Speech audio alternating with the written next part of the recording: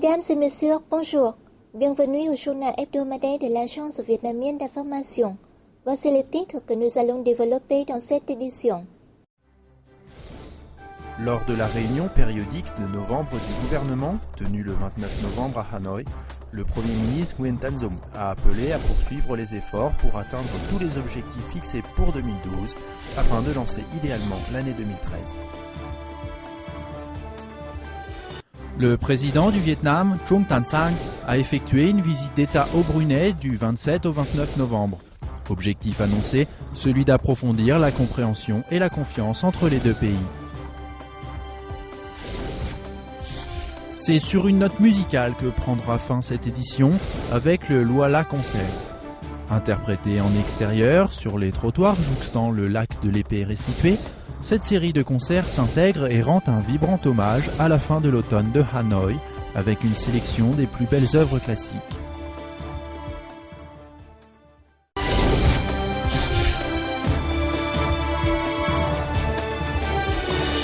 Le gouvernement s'est réuni le 29 novembre à Hanoï afin de revoir la situation socio-économique de novembre et de ces 11 derniers mois. Cette réunion périodique a permis aussi de discuter des mesures nécessaires pour atteindre les objectifs fixés pour le dernier mois de cette année. Les membres du gouvernement ont estimé que la situation socio-économique de novembre s'est améliorée dans la lignée de ce que l'on observe depuis début 2012. L'indice des prix à la consommation de novembre a augmenté de 0,47% sur un mois. Les exportations maintiennent une croissance élevée avec entre janvier et novembre 104 millions de dollars de chiffre d'affaires, soit une hausse de plus de 18% en glissement annuel. La production industrielle évolue correctement.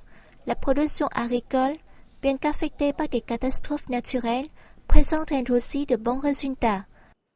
En dépit de ces chiffres encourageants, les membres du gouvernement ont estimé que le pays est toujours en proie à de nombreuses difficultés et défis. La stabilité économique n'est pas garantie sur la durée et le risque de reprise d'une forte inflation demeure. Le règlement des créances douteuses des banques prend trop de temps et le nombre des entreprises ayant dû diminuer leur production ou mettre la clé sous la porte demeure important. Lors de la réunion, le Premier ministre Nguyen Thanh Dung a déclaré dans son discours qu'en décembre, il fallait poursuivre le travail de maîtrise de l'inflation, la stabilisation de l'économie, l'assurance de la sécurité et du bien-être social, ainsi que le renforcement de la production et du commerce en vue d'observer une croissance annuelle acceptable. Le chef du gouvernement a également insisté sur la nécessité de définir dès maintenant les tâches pour 2013, une attention particulière devant être prêtée au contrôle des prix et à l'assurance du bien-être social.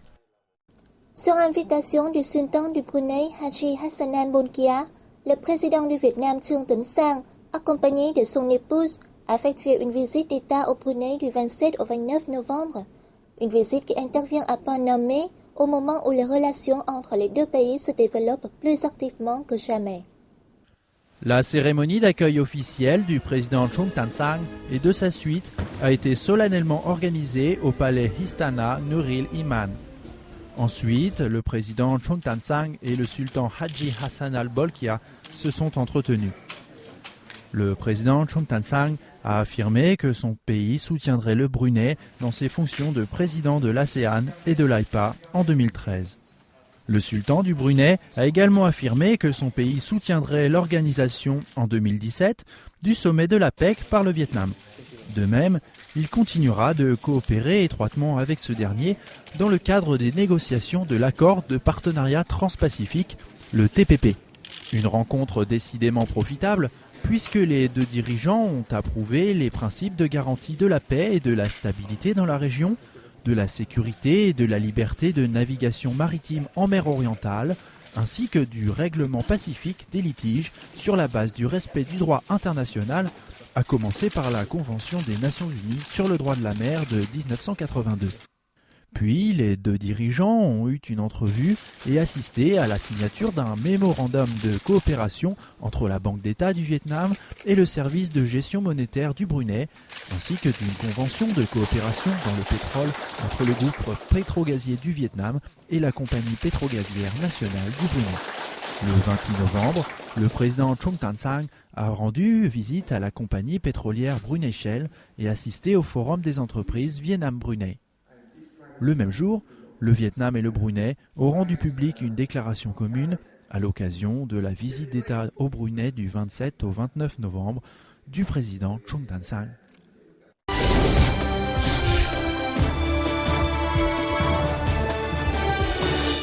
Économie maintenant, avec la conférence sur la stabilité financière en Asie de l'Est, intitulée « Cadre de régulation et de supervision financière dans un environnement changeant » qui s'est déroulée les 27 et 28 novembre à Hanoï. Dans son allocution d'ouverture, le Premier ministre Nguyễn Tấn Dũng a affirmé que l'organisation de cette conférence montre la détermination du gouvernement vietnamien de rendre plus sûr et plus solide son système financier afin de maintenir la croissance dans une optique de développement durable. Je suis convaincu que cette conférence proposera des mesures effectives et concrètes pour assurer stabilité et développement durable au Vietnam et, plus généralement, en Asie de l'Est et dans le monde.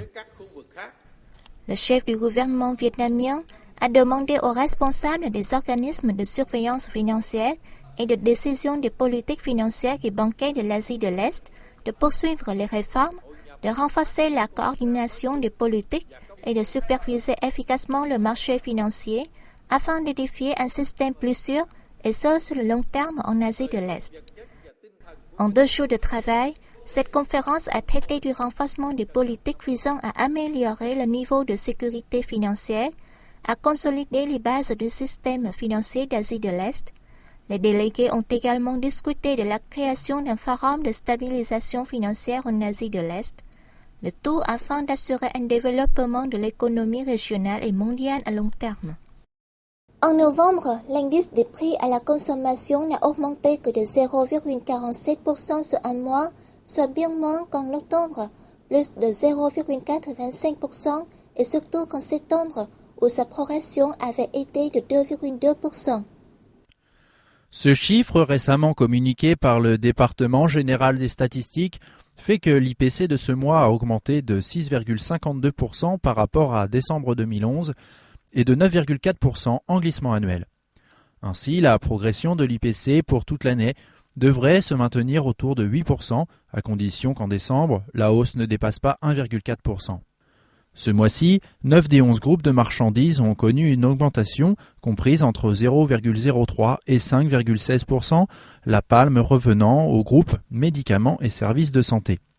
Les groupes restauration et services de restauration, ainsi que poste et télécommunications, sont, eux, en baisse. Selon le département général des statistiques, la hausse de l'IPC de novembre est limitée du fait que le groupe restauration et services de restauration a connu un repli de 0,08% en raison du recul des prix des denrées alimentaires. Cependant, le groupe médicaments et services de santé poursuit sa forte croissance car de nombreuses villes et provinces ont relevé les frais d'hospitalisation, plus 6,66% pour les services de santé. Et cela fait maintenant 5 mois consécutifs que cela dure. Afin de renforcer le contrôle des prix lors des derniers mois de l'année, le gouvernement, les ministères et les services concernés doivent continuer de surveiller l'évolution des prix sur le marché et veiller à assurer l'équilibre entre l'offre et la demande. En écho à la journée mondiale contre le sida 2012, 1er décembre, nombre d'événements ont eu lieu dans l'ensemble du pays. Objectif, sensibiliser et encourager la population à prendre part activement à la prévention comme à la lutte contre ce fléau. La conférence bilan du mouvement appelant l'ensemble de la société à participer à la prévention et à la lutte contre le VIH-Sida pour la période 2008-2012 et de l'application de la stratégie nationale sur cette maladie jusqu'en 2020 et sa vision pour 2030 a eu lieu le 26 novembre dans la ville de Da Nang. Présent sur le lieu, le vice-premier ministre Nguyễn Xuân Phúc, lancé en 2008 par le Front de la Patrie du Vietnam et les ministères de la Santé et de la Culture, du Sport et du Tourisme, ce mouvement a permis de sensibiliser la population tout en l'incitant à prendre part activement à la prévention et la lutte contre le VIH. Dans l'objectif d'accélérer ce mouvement pour la période 2012-2020, les autorités ont signé un programme de coordination et remise des satisfecits à cette organisation pour le brio dont elles ont fait preuve dans le déploiement de ce mouvement. Dans l'après-midi, le vice-premier ministre Nguyễn Xuân Phúc a présidé une réunion avec le groupe des ambassadeurs et chefs de représentation des organisations internationales coordinatrices du programme de prévention et de lutte contre cette maladie. Il a proposé aux organisations internationales de continuer de soutenir le Vietnam dans ce combat, tout en déclarant que ce dernier continuera d'intensifier la prévention et la lutte contre le VIH-Sida. Le 24 novembre, le ministère de la Santé a organisé, en collaboration avec le comité populaire de la ville de Cần Thơ Sud, un meeting pour faire écho à cette journée mondiale contre le sida 2012, le 1er décembre.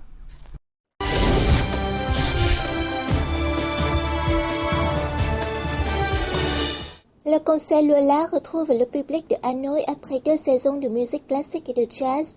Les grandes œuvres interprétées en plein air sur les trottoirs de la rue Lý Thái Tổ invitent les passagers à s'arrêter pour écouter et mieux ressentir cette ambiance autonome si propre à la capitale. Tous les samedis après-midi, dimanche matin et après-midi, du 10 novembre au 9 décembre, devant la maison sise au 61 rue Lý Thái Tổ, près du lac de l'Épée restitué, les Hanoïens et touristes de passage peuvent écouter de la musique classique dans le cadre du programme Symphonie Loala Automne-Hiver 2012. Après le succès de 2 saisons passées au rythme de la musique classique et du jazz, le concert Loala retrouve le public de Hanoï pour des spectacles en plein air, la musique se mêlant au bruit de la circulation, au rire, aux voix, un ensemble d'éléments qui créent une vraie proximité entre les spectateurs et les artistes. Le premier jour, le 10 novembre, les trottoirs de la rue Lý Thái Tổ étaient bondés.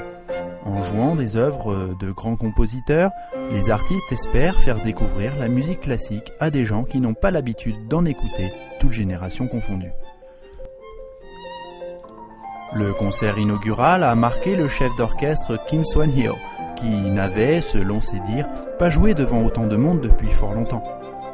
Le comité d'organisation explique qu'une représentation est découpée en 2 parties. La première est consacrée aux œuvres de grands compositeurs comme Mozart, Handel ou Brahms. La deuxième présente des compositions plus contemporaines. Ce programme se développe bien. Le nombre de représentations ainsi que d'artistes augmente. Je pense que ce programme, avec son côté humaniste, aura une grande influence auprès du public. La présence de grandes chanteuses vietnamiennes est, c'est incontestable, une attraction supplémentaire. Hong Nhung a été la première à donner de la voix dans le cadre de cet événement, avec 2 chansons, Nhớ về Hanoï, se souvenir de Hanoï en français, et Thiên Thai, demeure des faits. Elle a fait le bonheur des spectateurs. Après Hong Nhung, Thanh Lam, My Linh, Hong Vi et Ha Pham Thanh Long se succéderont lors des prochains spectacles. Les œuvres de grands compositeurs et la présence de ces chanteuses séduisent le public, même les gens les plus exigeants. Et contrairement à l'opéra, réservé à une certaine élite, ici, tout le monde peut y assister, sans exception. Pour les artistes, jouer en plein air dans la rue est un vrai plaisir. Au début, j'hésitais un peu, mais finalement, la participation de chanteuses de variété à un programme symphonique pour chanter de l'opéra a visiblement un fort impact auprès du public. Et puis, ce programme m'intéresse tout simplement. Après le succès recueilli en 2011, le concert a pris de l'ampleur dans les médias. Il est même devenu un candidat pour le programme de l'année dans le cadre du prix Cong Hien, contribution du journal Thể thao và Văn hóa, Sport et Culture. Le retour du concert Loala en 2012 vient affirmer ses valeurs, contribuant au développement de la musique au Vietnam. C'est la fin de ce journal. Merci de l'avoir suivi et excellente suite de programmes sur la chaîne VNews.